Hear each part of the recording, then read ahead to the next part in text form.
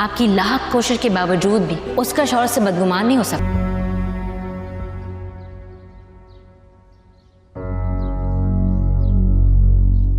आमद हो गई जनाब की। वैसे एक बात बताए मुझे कि ये घर है या सराय खाना कि जब जी चाहा आए जब जी चाहा चले गए। 2 दिन से इंतजार कर रही हूँ मैं आपका। 2 घंटे का बोलकर आप 2 दिन के लिए गायब हो गए और अब 2 दिन के बाद यहाँ क्या करने आए असलम साहब? अरे मैं तो बकबक कर रही हूँ इतनी देर से, इसी वजह से तो आपके पास मेरी बातों का जवाब नहीं है।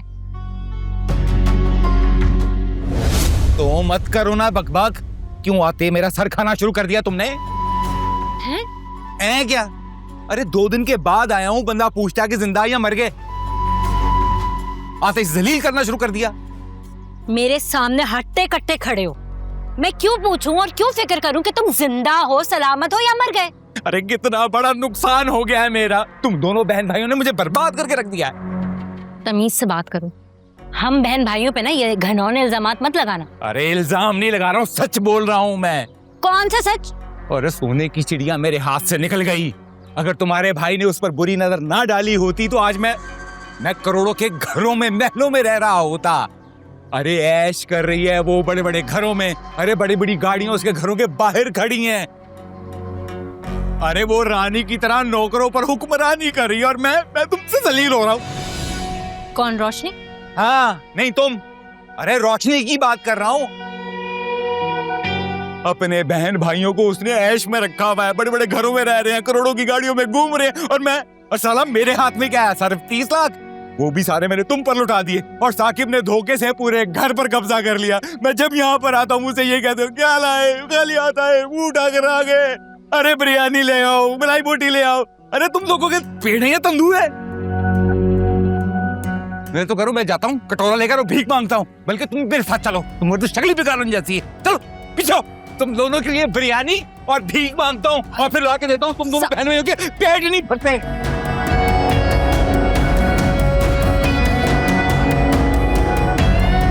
चाय।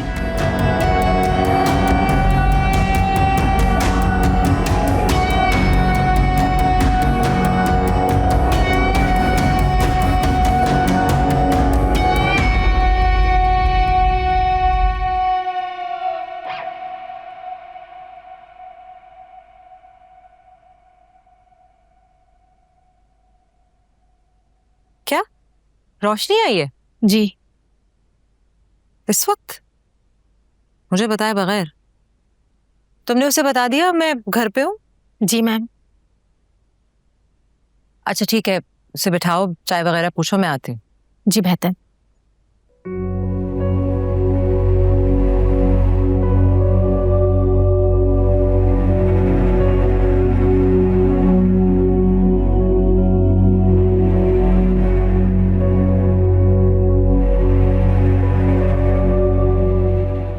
अस्सलाम वालेकुम। वालेकुम अस्सलाम।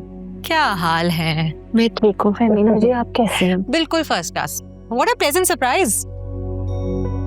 बैठो। सॉरी, बगैर बताए आ गई आपको। ये क्या बात की तुमने? तुम्हारा अपना घर है, जब दिल चाहे आओ। इस तरह ना आती अगर आप ऑफिस आ जाती।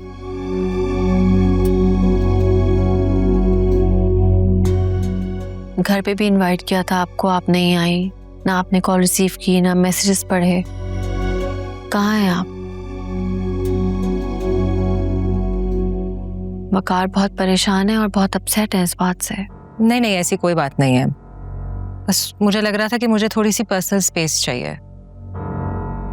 वही रूटीन की लाइफ से थोड़ी सी एग्जॉस्ट हो गई थी और कुछ नहीं। मैं जानती हूँ आप ओवरबर्डन हैं, आपको अपने लिए वक्त जरूर चाहिए, लेकिन इस तरह आइसोलेट करके और अपनों से फासले करके नहीं, मैं वो आप नाराज हैं किसी बात से?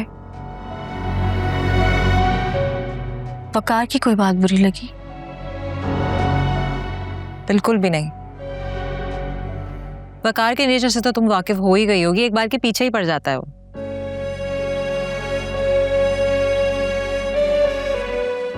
प्यार करते हैं वो आपसे, फिक्र है उनको आपकी।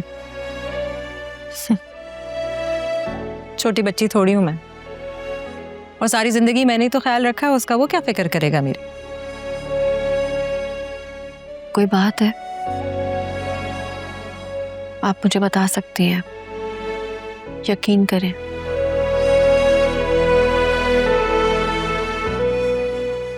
रोशनी, वो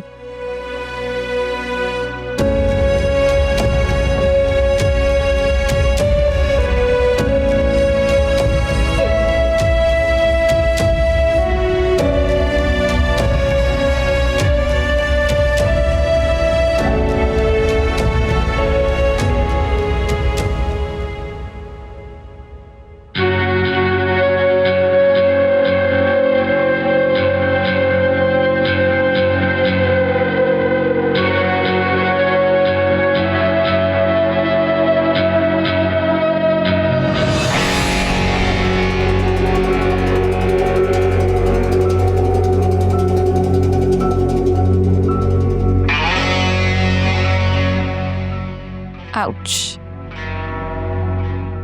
तुम सामने देख के नहीं चल सकते या आप ही के एब्सेंस का फायदा उठा रहे हो? फायदा तो तुम उठा रही हो। रोशनी की मासूमियत, उसके प्यार और मेरी मजबूरी का। तुम्हारी क्या मजबूरी है वैसे? रोशनी, मेरी मजबूरी का नाम है रोशनी। और तुम क्या समझती हो ये घटिया हरकतें रोजाना तुम करके इसका तुम्हें कोई बेनिफिट होगा? बेनिफिट किसको चाहिए? मुझे तो तुम चाहिए। लानत भेज चुका हूं मैं तुम पर। तुम मेरे लिए एग्जिस्ट ही नहीं करती। तुम क्या समझती हो कि तुम्हारा होना ना होना मुझे इससे कोई फर्क पड़ेगा? Aima, I don't care. मुझे फिक्र सिर्फ रोशनी की है कि उसे जिस दिन ये पता चलेगा कि तुम्हारी असलियत ये है तो उसे कितना दुख होगा। और मैं तुम्हें सिर्फ रोशनी की वजह से मार्जिन दे रहा हूं, उसकी खातिर बर्दाश्त कर रहा हूं। और मैं तुम्हारी बर्दाश्त का इम्तिहान ले रही हूं। तुम ना ये सारी बातें मुझे सिर्फ सुनाने के लिए करता। मुझे तकलीफ पहुंचा के तुम अपनी भड़ास निकाल रहे, अपना गुस्सा कम कर रहे। मुझे दुख देने के लिए तुमने आप ही से शादी कर ली, और अब अगर मैं शहीर का प्रपोजल एक्सेप्ट कर लूं तो तुम तो प्लीज फौरन करो, जस्ट डू इट। अगर शहीर तुम जैसी लड़की से शादी करने में इंटरेस्टेड है तो प्लीज फौरन कर लो, आई डोंट माइंड। तुम्हें क्या लगता है मां, कोई भी सेन इज्जतदार आदमी बीवी बनाएगा तुम्हें? शहीर जितना भी थर्ड क्लास और गया गुजरा क्यों ना हो, वो इतना बेवकूफ नहीं है कि तुम जैसी लड़की से शादी करे।